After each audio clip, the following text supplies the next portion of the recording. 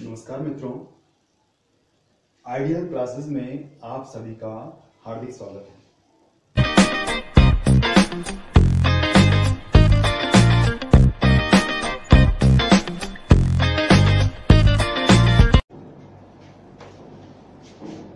Hello बच्चों, आज एक और प्रयास करते हैं जिससे आपका ज्ञानवर्धन हो सके। हम एक नया टॉपिक ले रहे हैं आज। ये टॉपिक एक ऐसा टॉपिक है जिस टॉपिक में पूर्ववत अवस्थाएं जो हमारी थी उनसे एक स्टेप आगे की अवस्था हमको प्राप्त होगी। जो हमने पीछे पढ़ा था उसमें था हमारा वैद्युत क्षेत्र, वैद्युत बल रेखाएं, ठीक है ना। उन्हीं की अवस्थाओं का एक स्टेप आगे हम आगे बढ़ने का प्रयास करेंगे। तो हम जानते हैं कि किसी भी आवेश के चारों ओर एक क्षेत्र बनता है जिसे बोलते हैं वैद्युत क्षेत्र, ठीक है ना। उसी क्षेत्र में बल रेखाएं चलती हैं जो यह दिखाती हैं कि यदि किसी क्षेत्र में हम किसी दूसरे आवेश को लेके आए तो उस आवेश का पर जो बल लगेगा हमारा क्षेत्र के द्वारा, उस बल के कारण जो उसकी दिशा होगी हमारी या उसकी गति होगी, उस गति का मार्ग कौन सा होगा, उसी को हम बल रेखाएं बोलते हैं, है ना।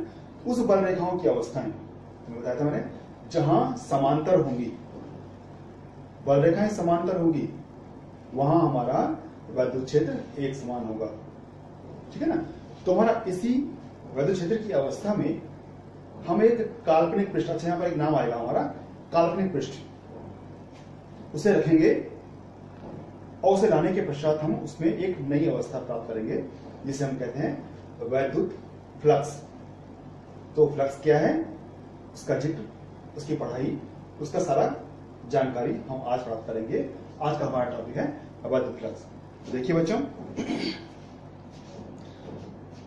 जो हमारा टॉपिक है उस टॉपिक को मैं जूम कर रहा हूं यहां पर जिससे आपकी स्थिति क्लियर हो जाए।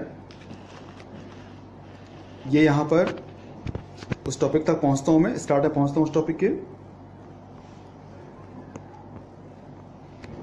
तो ये प्रयास किया है, ये देखिए यहां से आपको ये टॉपिक साफ दिखाई दे रहा होगा। अब देखिए ऊपर लिखा है हमने वैद्युत फ्लक्स। तो मैंने पहले ही बताया था कि हम इस तरह से मैं सारा इसलिए लिखता हूं जिससे आपको एग्जाम के लिए नोट्स बनाने में कोई समस्या ना हो। ये हमारा कोर्स ही चल रहा है, 12th का कोर्स चल रहा है हमारा। उस कोर्स के अकॉर्डिंग आप इसमें इसे देखकर नोट्स बना सकते हैं, क्लियरिटी कर सकते हैं, इसलिए मैंने सारा लिखा हुआ है जिससे आपको डिफिकल्टी ना हो। तो देखिए यहां पर जो हमारी स्थिति है इसमें एक नाम आया हमारा काल्पनिक पृष्ठ। ये एक ऐसा पृष्ठ है जिस पृष्ठ की हम कल्पना कर रहे हैं, पृष्ठ है नहीं, हम कल्पना कर रहे हैं, आभास कर रहे हैं। तो अभी ध्यान दीजिए कि जब भी हम किसी चीज का आभास करते हैं, हम किसी चीज के बारे में सोचते हैं, तो हम सोचते हैं ऐसी अवस्था जो अवस्था हमारे लिए इजी हो, जिसको हम आसानी से प्राप्त कर सके, ये सोचते हैं हम, जो हमें आसानी से मिल जाए। आभास हर समय अच्छे का होता है। तो यहाँ भी हम एक ऐसा आभासी पृष्ठ मानते हैं, एक ऐसा आभासी तल मानते हैं जो तल हमारे लिए आसान हो। तल यहाँ कोई भी हो सकता है, लेकिन हम मान निकालने के लिए यहाँ पर एक ऐसा आभासी तल ले रहे हैं जो हमारे लिए इजी है। तो हम एक आकृति ले रहे हैं इसमें, गोलीय आकृति। उस आकृति का हमने लिया एक काल्पनिक पृष्ठ, ठीक है ना। उस पृष्ठ को हमने उस क्षेत्र में रखना है जिस क्षेत्र में समांतर बल रेखाएं चल रही हो, मतलब वहां पर वैद्युत क्षेत्र एक समान, ठीक है। अब देखिए जो हमारा ये हमारी बल रेखाएं हैं, देखिए ये चल रही है बल रेखाएं, सारी समांतर है। मुझे उम्मीद है आप देख पा रहे होंगे इसको, हाँ दिख रहा है ये। तो हमारी ये बल रेखाएं हैं, बल रेखाओं की दिशा जहां होगी हमारी वहां इलेक्ट्रिक फील्ड रहेगा, क्षेत्र रहेगा, जिसे ई बोलते हैं, यहां पर काम कर रहा है। हमने एक काल्पनिक पृष्ठ लिया है, उस पृष्ठ को उठा के यहां पर रख दिया है, सामने रख दिया है, इसके ऐसा रख दिया है, ऐसा गोला रहा होगा, ऐसा रख दिया है इसको। पृष्ठ की अवस्था ऐसे रही होगी, इसकी गोलीय अवस्था, हमने यहां पर उसको ऐसे, ठीक है ना। अब इस पृष्ठ से जितनी बल रेखाएं गुजरेंगी, जैसे यहां पर देखिए बल रेखाएं यहां भी है, यहां भी, यहां भी है ना, लेकिन बल रेखाएं जो इसके अंदर से जा रही है, हमारी बल रेखाएं केवल ये है। तो जो बल रेखाएं इसके अंदर से जा रही होंगी, उन बल रेखाओं की यदि हम संख्या काउंट कर लें, तो जो संख्या रहती है हमारी, उसे ही हम इस पृष्ठ का वैद्युत फ्लक्स कहते हैं, ठीक है ना। इसे हम दिखाते हैं कैपिटल फाई ई, फाई तो हमारे दो होते हैं ना, एक कोणीय फाई होता है जिसे छोटा फाई बोलते हैं, जिसे हम इस तरह से बनाते हैं, ऐसा स्मॉल फाई ऐसे बनाते हैं, है ना। लेकिन यहाँ पर ये नहीं है हमारा, यहाँ पर एक ऐसा है जिसे हम बड़ा फाई बोल रहे हैं, ऐसे बना के इसको हम ऐसे करेंगे, ठीक है ना, डंडी इसमें स्ट्रेट रहेगी हमारी। तो ये हमारा कैपिटल फाई और ई फॉर इलेक्ट्रिक से हम दर्शाते हैं इसको। तो इसका सिंबल है, तो यहाँ पर स्थिति को दिखाएगा। अब देखिए, माना हम पे एक तल है, इस तरह से बल रेखाएं चल रही हैं, तो जो बल रेखाएं अंदर से गुजरेंगी उन बल रेखाओं की संख्या को हम फ्लक्स कहेंगे। अब मान कैसे निकालते हैं भाई? इसका मान निकालने के लिए जो हमारा इलेक्ट्रिक फील्ड है और जो हमारी इसकी पोजीशन है, यदि इस तरह से है, मतलब बल रेखाएं इसमें लंबवत निकल रही हैं, लंबवत गुजर रही हैं, तो ऐसी अवस्था में जो इसका फ्लक्स रहेगा, उस फ्लक्स का मान हम phi E equal to E S, E for electric field, S for surface area. इसका सरफेस जो हमारा बन रहा है वो इस तरफ दिखाई दे रहा है ना, इस तरफ इसका मुंह है, तो हम दिखा रहे हैं इसको कि दिशा इसकी इस तरफ है, दिशा इसकी इस तरफ। दोनों हमारी सदिश राशियां हैं, दोनों में दिशाएं हैं, दोनों को हम गुणा कर देंगे तो हमें फ्लक्स मिल जाएगा। लेकिन इस अवस्था का मान तब मिलेगा जब ये इस तरह की पोजीशन बनेगी, मतलब बल रेखाएं इससे लंबवत गुजर रही होंगी, पृष्ठ ऐसा, बल रेखाएं ऐसे निकल रही है, ठीक है। तो ये हमारा पहला स्थिति, तुम्हारी फर्स्ट स्थिति हमारी ये है। अब देखिए इसकी दूसरी स्थिति, हम ये, अब ये तो फिक्स है नहीं हमारा कि हमारा जो पृष्ठ है वो पृष्ठ सीधे ही हम ऐसे रखें, ऐसा रखा हुआ मिले हमको। माना हमको जो स्थिति मिल रही है हमारे हाथ में नहीं है और हमें इस तरह का मान निकालना है जिस स्थिति में हमको ये बल रेखाओं में रखा ये तल ऐसा ना हो, सीधा ना हो, बल्कि झुका हुआ रखा हो, किसी कोण से, कोण बनाते हुए, क्षेत्र से कोण बनाते हुए रखा हो, मतलब दिशा इसकी इस तरफ हो, बल रेखा हमारी इस तरफ है। इस अवस्था में जो इसका कोण बन रहा है, कोण बनना थीटा है, ठीक है ना। तो इस थीटा कोण के लिए जब स्थिति हमारी ऐसे रहेगी, हम जानते हैं ना, देखो जैसे सामान्य स्थिति हमारी बन रही है, यदि हमारे पास इस तरह से तल है तो बल रेखाएं इसमें महत्तम जाएंगी। जब तल हमारा लगातार झुकता रहेगा तो बल रेखाओं की संख्या लगातार कम होती रहेगी, है ना। तो ये स्थिति हमने निकालनी है यहाँ पर कि यदि ऐसी स्थिति हमारी है तो हमें बल रेखाएं महत्तम मिल रही है। लेकिन जब स्थिति हमारी ऐसी हो जाए, झुकी हुई बन जाए, कोणीय अवस्था मिल जाए हमको, तब हमें किस तरह से मान निकालना होगा, वो हम निकालना चाह रहे हैं यहाँ पर। तो यहाँ पर जो स्थिति बन रही है हमारी, इस स्थिति में हमारा ये जो पृष्ठ है, इस पृष्ठ का मुंह इस तीव्रता की दिशा से थीटा कोण बनाते हुए कार्य कर रहा है। तो एस हमारा इस तरफ, देखिए ई हमारा इस तरफ है। ऐसी अवस्था में हम इसका, इस पृष्ठ का वह पार्ट लेंगे जो पार्ट इसमें सामने पड़ रहा होगा, जो पार्ट इसके सामने आ रहा होगा, उस पार्ट को लेके हम मान निकालने का प्रयास करेंगे। हमारा एस कौन सा वाला होगा? इस एस का वह घटक, वह पार्ट, वह हिस्सा, जो हिस्सा इन बल रेखाओं के सामने पड़ रहा होगा, उसे हम लेके मान निकालने का प्रयास करेंगे। यहाँ हमारा एस जो बनेगा, एस पूरा एस नहीं रहेगा, इस एस का वह पार्ट रहेगा जो पार्ट हमारे सामने पड़ रहा होगा। तो इसके लिए क्या करते हैं, तो मालूम है, जब भी हम जानते हैं, जब भी कोई राशि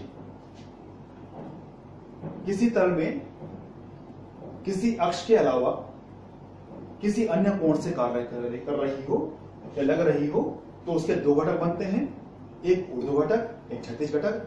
जहां कोण बनता है वहां क्षैतिज घटक, और जहां कोण नहीं बनता वहां ऊर्ध्व घटक। इस तरह से मानते हैं, ध्यान दीजिए, है ना। जहां कोण बनता है वहां क्षैतिज घटक, वहां आधार रहेगा हमारा। तो यहां पर देखिए, ये इस अक्ष, माना इसको अक्ष मान लें, एक अक्ष हमारा ये है, एक अक्ष हमारा ये है, ऐसे ऐसे ले माना। तो ऐसी स्थिति में ये एस न तो इस अक्ष में है, जिसे हम एक्स अक्ष बोल रहे हैं, इसे बोल रहे हैं वाई अक्ष, है ना। न तो इस अक्ष में है क्षैतिज में, न ये ऊर्ध्व में है। ये इन अक्षों से थीटा कोण बनाते हुए कार्य कर रहा है। तो जहां ये कोण बना रहा होगा वो अक्ष हमारा ये वाला है, अतः इसे आधार अक्ष कहेंगे या क्षैतिज अक्ष कहेंगे। इस अक्ष से में जो हमारा घटक बनेगा इसका, वो घटक रहेगा हमारा कॉस वाला घटक, जिसे बोलते हैं क्षैतिज घटक। तो एस का घटक कॉस वाला, एस कॉस थीटा, जो यहाँ पर काम करता हुआ दिखाई देगा। एक पार्ट हमारा नीचे भी रहेगा, जिसे बोलेंगे हम एस साइन थीटा। वो हमारे लिए काम करने योग्य नहीं है, क्योंकि उसमें स्थिति ऐसे बन रही है, वहां बल रेखाएं जाएंगी नहीं, उसका मुंह नीचे है, तो उसे हम लेंगे ही नहीं। उसका वो पार्ट लेंगे जो पार्ट सामने पड़ रहा होगा। इस पार्ट को लेके हम यहाँ पर फ्लक्स निकालने का प्रयास करेंगे। तो जो हमारा यहाँ पर फ्लक्स, जैसे हमारा ई एस था जब ये लंबवत था, तो यहाँ पर जो फ्लक्स बन जाएगा हमारा, वो बन जाएगा phi E equal to E S cos theta. S के स्थान पे एस कॉस थीटा, वह पार्ट जो पार्ट इसका क्षैतिज, जो पार्ट इसका इस क्षैतिज घटक की दिशा को दिखा रहा है ई एस कॉस थीटा बन जाएगा हमारा फाई का मान। तो समीकरण नंबर 2 जो बन रहा है हमारा एक ऐसा समीकरण है जिस समीकरण में हम यह दिखा पा रहे हैं कि जब भी कोई काल्पनिक पृष्ठ वैद्युत क्षेत्र से थीटा कोण बनाते हुए कार्य कर रहा हो तो उस पर गुजरने वाली बल रेखाओं से मिलने वाला जो फ्लक्स रहेगा हमारा वो फ्लक्स का मान phi E equal to E S cos theta से हम ज्ञात कर लेंगे। ठीक है ना। तो एक तो हमारी स्थिति ये रही। अब हम जो हमने पीछे वीडियो बनाया था दूसरा वीडियो, हम जानते हैं उस स्थिति में हमको तो बताया था मैंने कि जब भी किसी राशि के सूत्र में हमको कॉस या साइन मिलते हैं तो हम क्या करते हैं, तो बताया था पीछे मैंने। यहां मिल रहा है हमको फाई के सूत्र में कॉस थीटा। ई भी हमारा सदिश राशि है, एस हमारी सदिश राशि है, तो सदिश राशियों के गुणन से मिलने वाली राशि के सूत्र में यदि कॉस या साइन आए तो हमारी एक स्थिति बनती है जो तुम्हें बताया था मैंने। इन अवस्थाओं के आधार पर यहां पर मिल रहा है हमको कॉस, तो इस कॉस के आधार पर हमको एक नियम मिलेगा जिसे बोलते हैं दो वेक्टरों का स्केलर गुणन, दो वेक्टरों का अदिश गुणन। उसकी अवस्था लगाएंगे तो मिल जाएगा हमको जहां जहां कॉस रहता है वहां दोनों सदिश राशियों के बीच में डॉट आता है, डॉट, और जो राशि बनती है वो राशि अदिश बनती है, तुम्हें बताया था मैंने। तो इसमें स्थिति हमारी यही बनेगी, ई और एस जो राशियां हमारी हैं उनके बीच में सदिश रूप दिखाने के पश्चात डॉट लग जाएगा, डॉट, है ना। और फाई ई जो बन जाएगा हमारा कैसी राशि है, अदिश राशि है, इसके ऊपर चिन्ह नहीं बना हुआ है। जो राशियां होती हैं सदिश उनके ऊपर चिन्ह रहता है, दिशा के का सिंबल रहता है हमारा, लेकिन जो राशि हमारी अदिश है उसमें ये चिन्ह नहीं होता है। तो फाई ई बना अदिश और ये, तो ये क्या है हमारा, इस फाई ई का सदिश रूप। ऐसी स्थिति में जो पृष्ठ के विभिन्न भागों से जो बल रेखाएं जाएंगी हमारी वो भिन्न भिन्न जाएंगी। ठीक है ना। जो हमारा क्षेत्र बन रहा है, जैसे ये स्थिति हमारी है, ये एक समान क्षेत्र था, मतलब इसके हर बिंदु पर हमको समान तरह की अवस्थाएं मिल रही थी, है ना। लेकिन हमारा जो क्षेत्र बन रहा है एक समान ना होकर असमान है। ऐसी स्थिति में जो हमारा पृष्ठ रहेगा उस पृष्ठ के प्रत्येक भाग में अलग अलग हमको बल रेखाएं गुजरती हुई दिखाई देंगी। तो जो हमको फ्लक्स मिलेगा वो भी अलग अलग मिलेगा। जैसे यहाँ पर हमारी स्थिति है ना, माना ये जो पृष्ठ बन रहा है हमारा, इस पृष्ठ के यहाँ पर ई का मान अलग है, यहाँ ई का मान अलग है, यहाँ अलग है, यहाँ अलग है, यहाँ अलग है, भिन्न होते रहेंगे लगातार, है ना, भिन्न होते रहेंगे लगातार। जैसे ये पृष्ठ है तो ई यहाँ अलग, E1 एक ई, दूसरा ई, तीसरा ई, चौथा ई, पांचवा, तो हर एक ई का मान, ई किससे मिल रहा है हमको, बल रेखाओं से मिल रहा है। बल रेखा किससे मिल रही है हमको, उन बल क्षेत्र से मिल रही है। जब क्षेत्र असमान होगा तो बल रेखाओं की संख्या निश्चित रूप से बदलेगी, बल रेखाएं बदलेंगी तो हमारी फ्लक्स मान भी बदलेगा। तो हम ये मानते हैं, माना जो हमारा पृष्ठ है उस पृष्ठ में एक छोटा सा खंड लेते हैं, लघुखंड, है ना, उसका मान हमारा ds है, पूरा मान तो हमारा s है ना। उस s का एक छोटा सा खंड जिसे हम बोल रहे हैं ds, एक पार्ट ले रहे हैं तो ds1 बोल रहे हैं उसको, है ना। उस ds1 से जो हमारा फ्लक्स गुजरेगा, है ना, उसको मान निकालने के लिए हम जो सूत्र हमने यहां पर निकाला था अभी, phi E equal to E vector dot ds vector, sorry phi E equal to E vector dot s vector जो निकाला था हमने यहां पर, उसी तरह से उसको लेके हम यहां पर d फाई का मान निकालने का प्रयास करेंगे। अब इस d फाई की तरह ही, d फाई 1 की तरह ही है, d फाई 2 का मान निकालेंगे, d फाई 3 का मान निकालेंगे, d फाई 4, और जितने हमारे खंड बनेंगे यहां पर ds1 ds2 ds3 ds4 सबका मान निकालेंगे। और मान निकालने के पश्चात उन सभी मानों के द्वारा मिलने वाले फ्लक्सों को हम जोड़ देंगे। तो जो परिणाम मिलेगा हमको वो उस पृष्ठ से गुजरने वाला फ्लक्स हो जाएगा, जो फ्लक्स हमको वहां पर मिल रहा होगा। ठीक है ना। तो यहां पर लेते हैं, माना एक खंड हमारा ds1 है, जो बल रेखाएं गुजर रही है हमारी उससे जो तीव्रता मिल रही है हमको माना E1 है। तो उस खंड के लिए जो हमारा मान रहेगा d फाई 1 मिलेगा, जिसको हम E1 डॉट ds1 से गुणा से दर्शाने का प्रयास करेंगे। जैसे हमारा यहां पर था फाई ई, हमने जो पीछे किया था ना, जब हमारा सिंपल ई भी सिंपल था, एस भी सिंपल था, तो हमने कहा हमें मिला phi equal to E vector dot S vector. लेकिन जब डी की अवस्थाएं बन गई हैं हमारी, है ना, तो उस डी की अवस्थाओं में हमको लघु मान भी है और पहला मान भी है, तो 1 की स्थिति लेकर डी की स्थिति लेकर हम नया मान निकालने का प्रयास करेंगे। तो लघु अवस्थाओं से मिलने वाला जो मान रहेगा वो भी लघु ही रहेगा।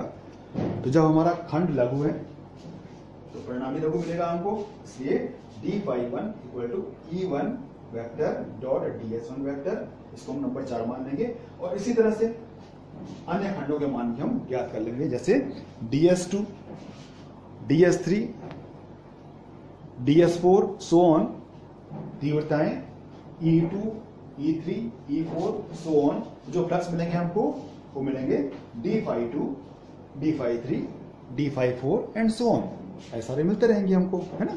तो इस तरह के हम सभी फ्लक्सों को निकालने के पश्चात जो परिणामी निकालेंगे, उन परिणामी के लिए हम सभी के मानों को जोड़ने का प्रयास करेंगे। तो जोड़ने के बाद जो परिणाम मिलेगा हमको, वो परिणाम संपूर्ण पृष्ठ से गुजरने वाला फ्लक्स हो जाएगा, ठीक है ना। अब देखिए, जैसे हम मान निकालना चाह रहे हैं यहाँ पर, तो जो हमारा मान मिलेगा, इसे जरा सा वहां पर सेटिंग करता हूं इसकी, इससे आप देख पाए ढंग से। ये देखिए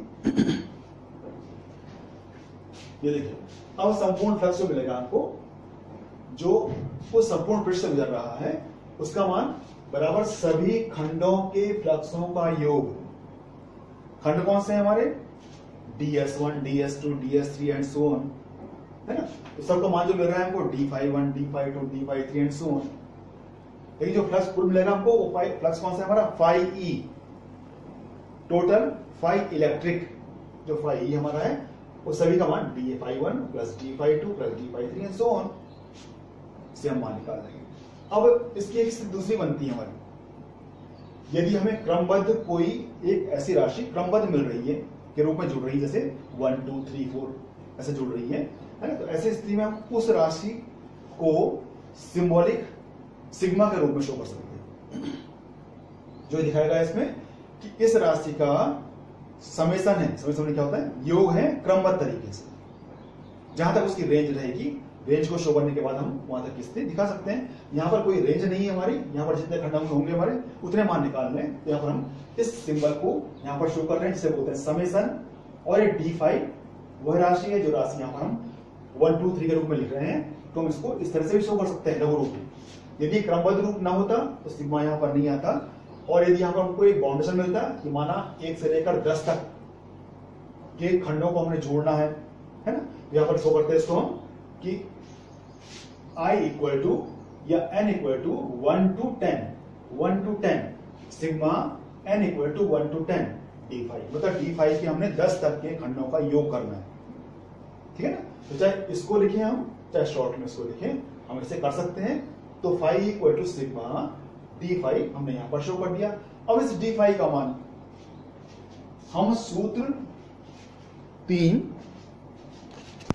3 जो हमारा पूर्ण सूत्र है, जिसमें सारी अवस्थाएं पूर्ण हैं, ई पूर्ण, एस पूर्ण, देन 5e पूर्ण, है ना। और दूसरी स्थिति जो नीचे बनी है हमारी लघु पृष्ठ के लिए, जिसमें ds1 है हमारा, e1 है और d∅1 मिल रहा है हमको। इन सब को लेके हम यदि मान निकालने का प्रयास करें यहाँ पर, तो इसमें d∅ का जो मान मिलेगा हमको, वहां पर था हमारा φ1, नीचे था हमारा d∅1, तो वहां पर आया e1 और ds1। यदि होगा यहाँ पर d∅, तो यहाँ पर आएगा e और ds, है ना। तो उसी को लेके हम चलेंगे यहाँ पर। तो इस स्थिति में वहां पर जब हमारा φe के लिए यहाँ पर जो हमारा d∅ तो था, वहां पर d∅1 था, तो हमने e1 s1 किया यहाँ पर। यहाँ पर d∅ है हमारा, सिंपल रूप है, तो इसलिए हम यहाँ पर d को शो करेंगे, लेकिन 1 2 शो नहीं करेंगे इसमें हम। तो इसमें हम, क्योंकि यहाँ पर 1 2 नहीं है हमारा, इसलिए यहाँ पर E vector dot ds vector इसको हम शो कर सकते हैं। ये हमने d∅ का मान रखा, फ्लक्स का मान, जो पूर्ववत अवस्थाएं थी हमारी, उसको लेके हमने फ्लक्स का मान रखा। तो ये E vector dot ds vector, इसका मान हो गया φ इक्वल टू 5 मिल गई, ठीक है ना। इस 5 रूप मिल रहा है हमको, इस बात में क्या किया हमने? पृष्ठ के सभी खंडों का फ्लक्स निकालने के पश्चात हमने उन सबको जोड़ दिया और परिणामी समीकरण 5 से प्राप्त कर लिया। ये हमने किया यहाँ पर। अब आगे चलते हैं, इसमें एक और नियम होता है हमारा, या तो हम इस तरह से जोड़ें सबको जो काफी लंबा हो जाएगा हमारा, या इसमें एक नियम दूसरा बनता है हमारा कि हम जोड़ने के बजाय यदि हम करें इसका समाकल, इंटीग्रेशन करें तो तब भी हम इसका परिणाम निकाल सकते हैं। तो इंटीग्रेशन समाकल एस की पूरी रेंज है हमारी, S E vector dot ds, बाकी सारा वही है हमारा, जो हमारा समेशन था उसके स्थान पे इंटीग्रेशन एस आ गया। एस हमारे लिमिट है, उसमें जो हमारा पृष्ठ एस एरिया का है ना, उसका सरफेस एरिया हमारा एस है, एस हमारा लिमिट है, उस तक का मान निकालना है हमको। S integration S E vector dot ds vector, समीकरण नंबर 6 हो गया, ठीक है ना। तो इस 6 की अवस्थाओं को यदि हम इस वेक्टर रूप वाला है ना, इसको हम प्लेन रूप में लिखना चाहें तो प्लेन रूप में इसका मान क्या है हमारा, यहां पर डॉट है बीच में, तो जहां राशि के बीच में डॉट होता है तो वहां अवश्य इसको खोलने के बाद हमको कॉस मिलता है ना। यहां भी राशि जो हमारी अदिश राशि है, यहां डॉट मिल रहा है तो समझ लो अवश्य ही हमको यहाँ पर कॉस वाली अवस्था मिलेगी। यहां मिलेगा हमको स्केलर गुणन, तो जो परिणाम मिलेगा हमको लास्ट में समीकरण 6 से हम लिख सकते हैं उसको कि phi E equal to integration S E vector dot ds vector equal to integration S, चाहे ऐसे लिखिए चाहे इसको इस तरह से लिखिए, ई ds cos थीटा। ये बन गई हमारी समीकरण नंबर 7, जिससे हम सारे फ्लक्स की अवस्थाएं निकाल सकते हैं। जो भी कोण बनेगा ये बन गया इसका व्यापक मान, और जो भी कोण बनेगा यहां पर रखकर हम परिणाम निकाल लेंगे। एक और चीज, यहां पर एक नया सूत्र बनाया गया हमारा, यदि हमारा जो पृष्ठ हमने माना है, आपने इसकी कल्पना की है, हमने इसका आभास किया है, वो पृष्ठ यदि पूर्णतः बंद हो, पूरी तरह से पैक हो, बंद हो, तो उस बंद पृष्ठ के लिए हम इस कैसे पता करने चलेगा भाई कि हमारा जो सूत्र है वो सूत्र बंद पृष्ठ के लिए है या खुले पृष्ठ के लिए। तो उन्होंने दो भागों में बांट दिया इसको। खुला पृष्ठ रहेगा, तुम्हारा चिन्ह रहेगा इंटीग्रेशन, सिर्फ बंद पृष्ठ रहेगा तो इस इंटीग्रेशन को हमने यहां पर एक बड़े शून्य से पैक कर देना है, इस बड़े गोले से पैक कर देना है, जैसे बोलेंगे हम क्लोज्ड इंटीग्रल।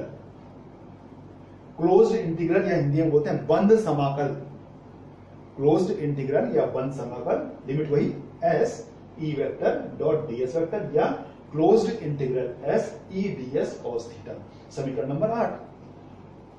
तो यदि सिंपल अवस्था, सामान्य अवस्था, यदि पृष्ठ खुला हुआ हो, कहीं से ओपन हो, तो यहां पर हमें इस साइन में केवल मिलेगा इंटीग्रेशन एस। यदि पृष्ठ पूर्णतः बंद हो तो हमें मिलेगा क्लोज्ड इंटीग्रल एस। ये दो रूप बनते हैं हमारे, दो अवस्था है। पृष्ठ यदि खुला हो तब क्या मिलेगा, पृष्ठ यदि बंद हो तब क्या मिलेगा। अच्छा, आपको मैंने एक और चीज बताई थी कि जब भी हम कोई राशि नहीं खोजते हैं तो उस राशि के मात्रक, विमीय सूत्र, राशि कैसी है और उसका सूत्र ये निकालते हैं। सूत्र हम निकाल चुके हैं। अभी राशि कैसी है भाई, राशि अदिश राशि, तो बताया था मैंने यहाँ पर कि राशि अदिश बन रही है हमारी, अदिश राशि। इसका मात्रक इस सूत्र से ही निकालेंगे तो मिलेगा मात्रक न्यूटन मीटर स्क्वायर प्रति कूलम, सिंबल सहित newton N dash M square पर कूलम, या ऐसे बोलते हैं वोल्ट मीटर। वोल्ट हमारी एक ऐसा मात्रक है जो मात्रक आने वाला है आगे, जो मिलेगा हमको विभव या पोटेंशियल में, जो आगे पढ़ना है इसको हमने नेक्स्ट चैप्टर में। तो वोल्ट मीटर, और जिसकी विभव होगी हमारी वो निकालेंगे इस सूत्र से ही, ML3 T - 3 A - 1 इसका विमीय सूत्र होगा। तो ये हमारी तीन अवस्थाएं, मतलब तो चार अवस्थाएं निकालनी बहुत जरूरी होती है। एक सूत्र निकालिए, फिर मात्रक निकालिए, विमा निकालिए, और साथ में कैसे राशि है वो निकालिए। तो ये हमने सारा कंप्लीट कर दिया, हमने पूरा पैकेज पढ़ दिया किसका, वैद्युत फ्लक्स का। ठीक है, इस वैद्युत फ्लक्स की संपूर्ण अवस्थाएं हमें यहां पर क्लियर हो गई हैं। अब कोई डाउट नहीं होना चाहिए, हम इसकी सारी अवस्थाएं आराम से जान जाए। अब जहां इसका जिक्र आगे होगा वहां हमें इसको पढ़ने में, समझने में समस्याएं नहीं होंगी। मुझे पक्की उम्मीद है कि आपको समझ आ गया होगा। समझ आया होगा तो लाइक कीजिए, चैनल को सब्सक्राइब कीजिए, जिससे आपको लगातार नए नए वीडियोस मिलते रहें, ज्ञानवर्धक सामग्री मिलती रहे, आपका कोर्स लगातार पूरा होता रहे। और साथ में यदि कोई समस्या यदि हो, यदि आपको नहीं आ रहा है समझ में, कोई डाउट हो रहा है, तो आप अवश्य कमेंट बॉक्स में लिखें, कि सर यहाँ पर और दोबारा समझा दीजिए, तो मैं पुनः उसको समझाने का आपको प्रयास करूंगा। ठीक है।